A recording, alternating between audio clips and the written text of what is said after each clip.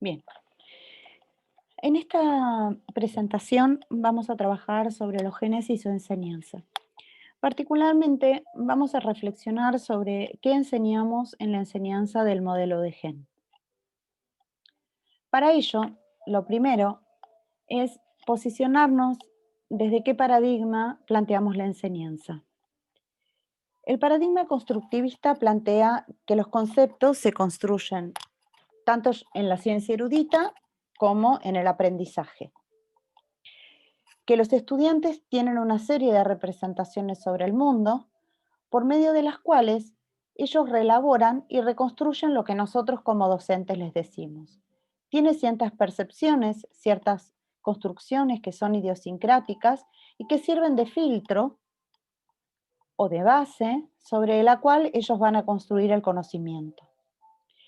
La tercera tiene que ver con el error y esta idea de que el error es intrínseco al proceso de aprendizaje. La cuarta es particularmente importante porque nosotros a veces no consideramos que cuando enseñamos un modelo biológico, estamos enseñando otras cuestiones que tienen que ver con qué es la ciencia y cómo se construye.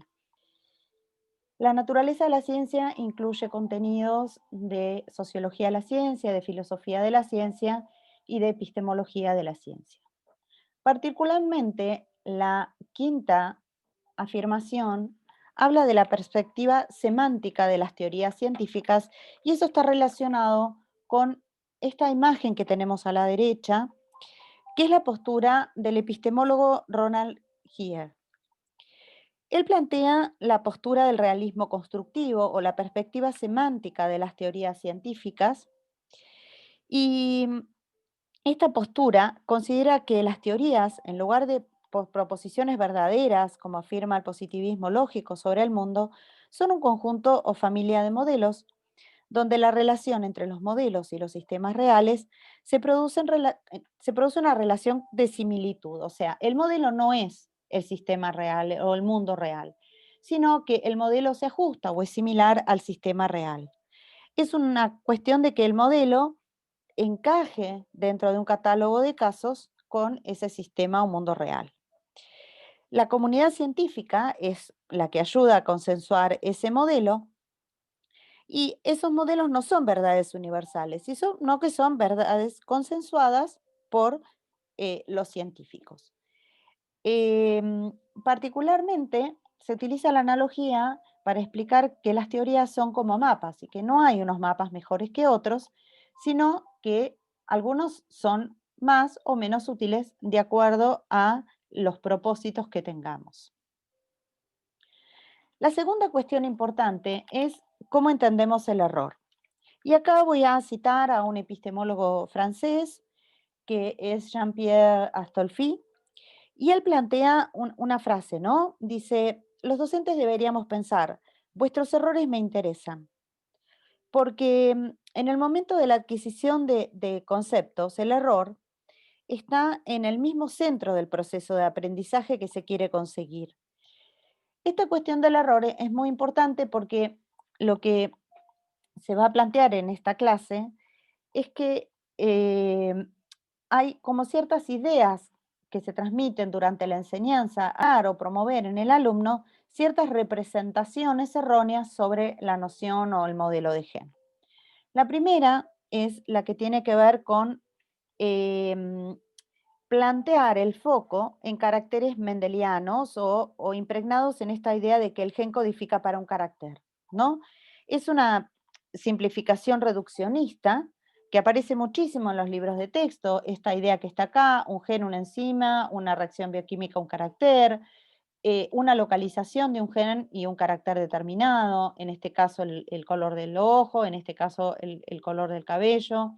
O esta, que es muchísimo más fuerte porque está indicando que esa característica fenotípica tiene un correlato directo en el genotipo. Esto también pasa cuando hablamos de las mutaciones, porque muchas veces se nombra el gen con el nombre de la mutación o el error que produce.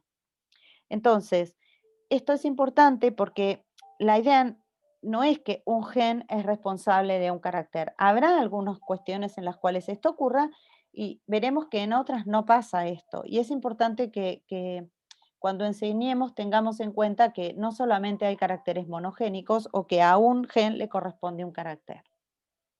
Bien.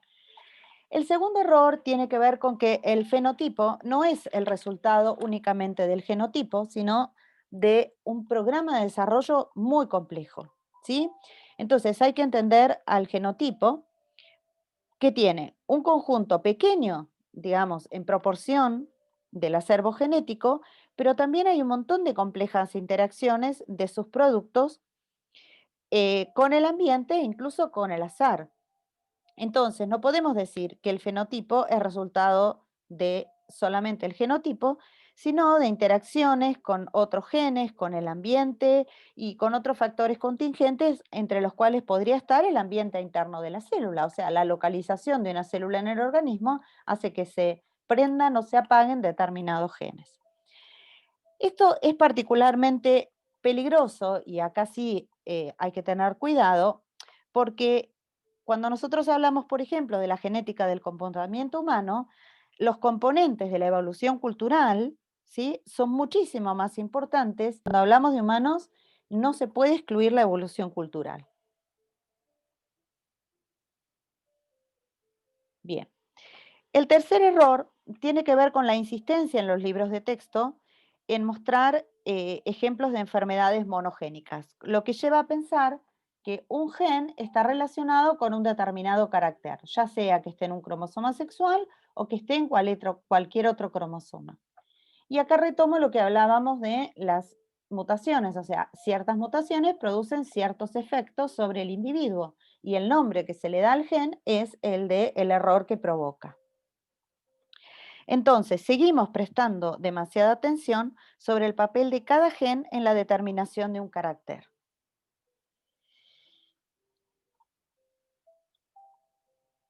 Bien, otro ejemplo de esto es cuando aparecen los libros de texto, em, en este caso es la transmisión de la hemofilia, eh, y se pone el acento en estas enfermedades monogénicas, o sea que el gen determinado es responsable de esa enfermedad.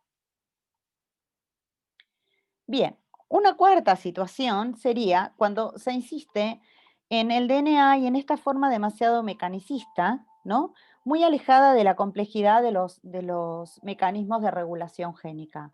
Cuando nosotros decimos las instrucciones que determinan las características y funciones de un organismo, estamos diciendo que hay una serie de pasos, que hay un orden, que hay algo unívoco que hace que eso tenga que ser de un modo y no de otro, y estaríamos excluyendo todo lo que tiene que ver con la regulación. Nosotros actualmente sabemos que hay una serie de procesos complejos que se producen durante la transcripción, como todos los efectos que afectan la traducción, ¿sí?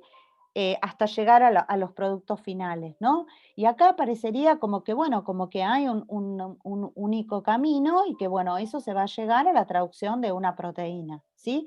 Que este va a ser el único camino y que además el único producto va a ser el producto proteico. Bien, en relación con esta cuestión, hay una idea que tiene que ver con que los genes siempre los vamos a presentar como unidades de herencia, ¿no? Y vamos a estar, en ese caso, ignorando su papel en la construcción del organismo, de las estructuras celulares, del mantenimiento de la célula, del metabolismo celular, ¿sí? Entonces, ahí tenemos que por ahí dar algún ejemplo que tenga que ver con los procesos metabólicos. En este caso, yo puse el ejemplo de las ribosimas, que son ARNs con actividad catalítica, la síntesis de algunos ARNs que no son, que son, por ejemplo, en este caso, el ARN de transferencia, la síntesis de una citocromoxidasa, que es una proteína relacionada con la cadena respiratoria, o la síntesis de las proteínas poro, que son las que pertenecen a la membrana plasmática y son las que permiten el ingreso o salida de sustancias a través de la membrana.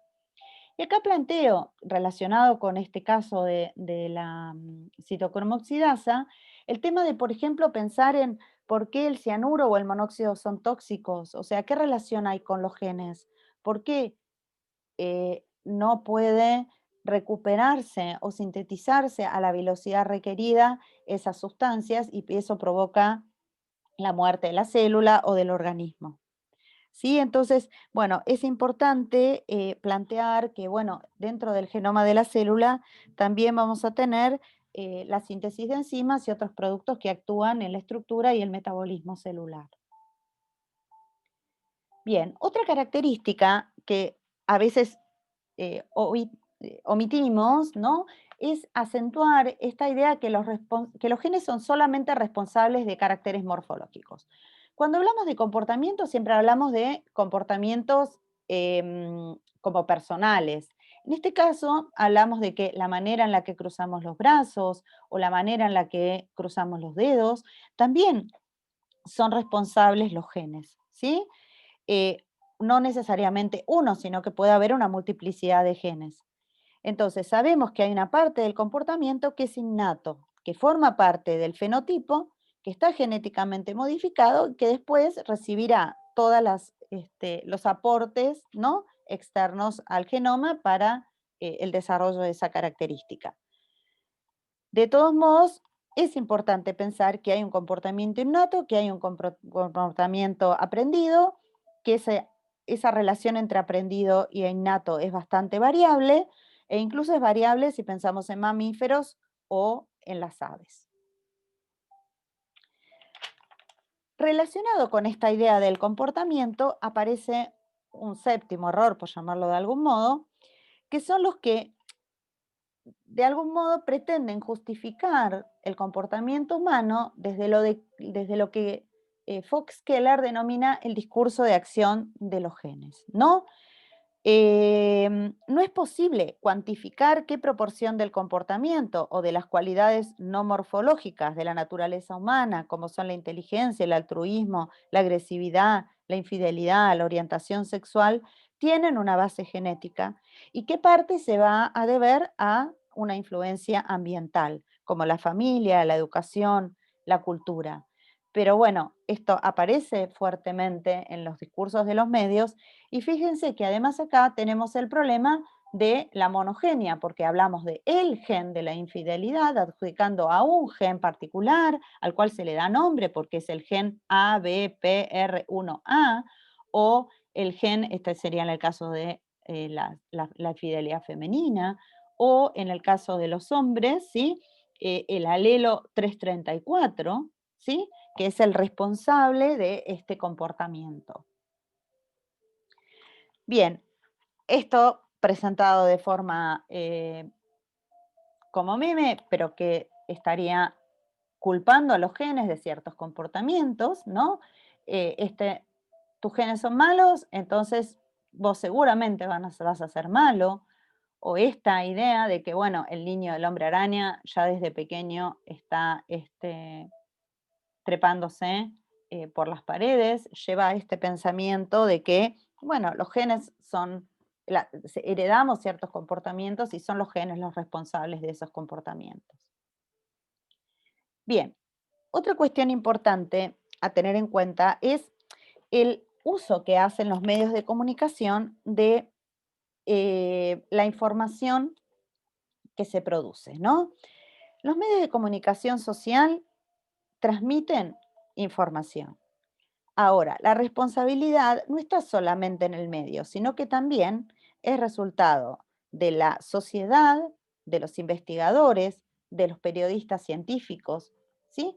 En este caso, me interesa plantear como la contracara de la postura, ¿no? Por un lado tenemos el cine, que presenta una película como Los niños de Brasil, que concluye, ¿sí? Y que está buena para la discusión, que el nazismo no es producto de la genética de Hitler, sino que su comportamiento es producto de las circunstancias o sus circunstancias sociales, económicas y políticas, y no de los genes de Hitler. Pero por otro lado, tenemos un científico que se hizo millonario, o por lo menos lo intentó, haciendo un banco de esperma de premios Nobel, basándose en el mito de que los genes de los premios Nobel deberían producir mejores hijos. ¿sí? Entonces aparece, ¿no?, esta idea del determinismo biológico moderno, ya no por la negativa, o sea, por eliminar a aquellas personas que tienen características genéticas no deseadas, sino para buscar aquellas características beneficiosas. Bien, en este sentido es importante estar alertas, ¿sí?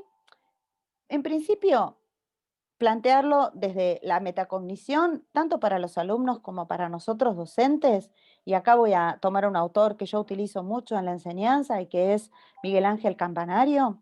Él en un texto que ya tiene bastantes años, pero sigue siendo muy jugoso, plantea que es importante saber qué sabemos, es importante saber qué no sabemos, pero también es muy importante saber qué creemos que sabemos y qué creemos que no sabemos, porque a veces hay una distancia entre lo que sabemos y lo que creemos que sabemos o pensamos. La segunda tiene que ver con la reflexión sobre la enseñanza y particularmente sobre el lenguaje. Y estas cuestiones que tienen que ver con el la cuestión de qué significa lo que decimos y qué interpreta el otro cuando nosotros estamos de algún modo transmitiendo ciertas ideas, y esas ideas van a promover formas de pensar en algún punto erradas, inadecuadas, peligrosas, si se quiere, en nuestros alumnos. Entonces, a veces tenemos que ser cuidadosos porque nosotros quizá nuestro patrón semántico no, no nos, digamos, nosotros no pensamos que lo que estamos diciendo tiene cierta connotación, pero la forma en que lo decimos puede ser interpretada de ese modo. Y para terminar, ninguno de los errores que nosotros presentamos, excepto algunos que llevan al determinismo, son errores en sí mismos. Lo que nosotros pretendemos, ¿sí?, es pensar que hay una multiplicidad, ¿sí?, de formas, ¿sí?, una manera no tan restringida de presentar la noción de gen, ¿sí?, para que ese modelo sea más rico. Y para terminar, quiero presentar la bibliografía de un modo diferente. Yo utilicé la postura de Gier cuando hablamos de la epistemología. Este epistemólogo falleció este año en mayo. Bueno, tiene sus libros que están en inglés, pero tiene algunos textos en castellano. El otro es Jean-Pierre Astolfi, que también es un epistemólogo y su libro El error es un libro muy conocido en la didáctica. Eh, Muchas de las cuestiones que yo planteo están planteadas en los dos libros de Antonio Diegues, Genes y Máquinas y La vida bajo escrutinio, que es un filósofo español. De Genes y Máquinas, yo trabajo en esta presentación con un capítulo que se llama No culpen a los genes, que está dentro de un apartado que es el discreto encanto de los genes. Y la tercera cuestión persona que también quiero destacar son los textos de Evelyn Fox Keller, que es una filósofa de la biología feminista, y tiene un libro que es muy interesante, que es El siglo de los genes, y ahí plantea muchas de las cuestiones que estuvimos hablando, sobre todo la que tiene que ver con el discurso de acción de los genes. Y bueno, y un libro de conceptos de genética, como es el CRAG, que es uno de los que tomé, y hay otros también de enseñanza de la secundaria, de las cuales podemos tomar ejemplos de muchas de las cosas que se plantearon en esta presentación.